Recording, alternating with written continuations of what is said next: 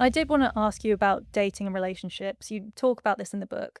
We know Gen Z are having fewer romantic relationships. They're also having fewer, they have fewer cross-gender friendships, which is very interesting. Um, why do you suspect that this is happening? Why are Gen Z finding it hard to go on normal dates and meet people of the opposite sex the way their parents would have? Yeah, I think a big part of it is growing up online, because growing up online teaches you to communicate in a very different way. And so as I was writing the book, I was realizing that the online world is so controlled. So you're growing up in an environment where you can sort of rehearse and edit everything you say and how you come across before you present yourself to the world. And I think that really stunts your ability to then socialize as you get older, because socializing seems to be much higher stakes. You know, it's live. You can't edit yourself. You can't really control how other people perceive you. And I think this is what I struggled with when I was growing up, which is that I had to kind of learn to socialize mostly online. And then you have all this catching up to do. And I think that's kind of what I try and get across to younger girls in the book, is that these things come with a cost. You know, they're really convenient, but they are teaching you to communicate in ways that aren't necessarily human, that don't have the friction and the complication of a real life relationship. And if you are going to pursue real life relationships, you're going to need practice. And I think that's really what our generation didn't get as much of, which is just practice socializing.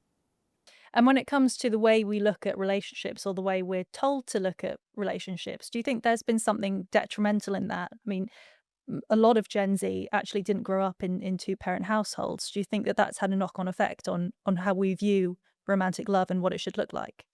Yeah, I think it's a lot of things at once. So one would be the family breakdown and not seeing, good examples of relationships and stable family structure. But I think also if you're then growing up online, you're seeing sort of the worst examples of relationships. So you can be growing up reading, like hot takes on men and women and the gender discourse before you've even tried to have a relationship.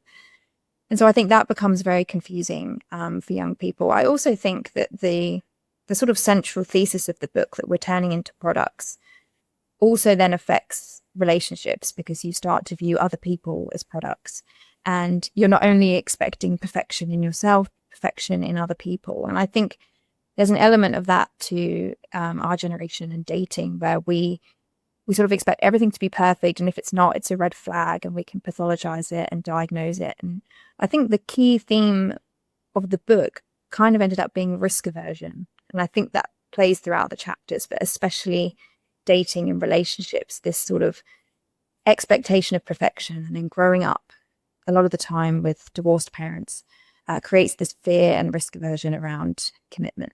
And do you think there's been a knock-on effect of young women and young men increasingly growing up in different online spheres? I mean, they're not really meeting each other in real life. And then we know that they're generally using different online platforms to each other, consuming different political content, they're voting differently.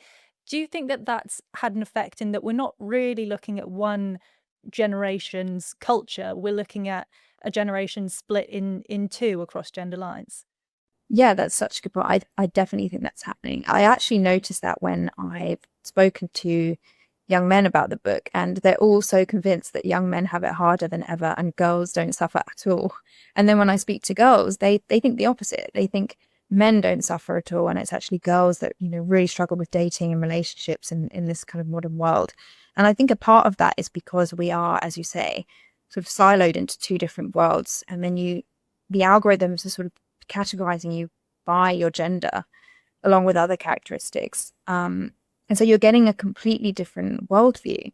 And as I say, if you're 13, you're getting a worldview maybe about, men being evil, relationships never working, before you've even really had much interaction with the opposite sex.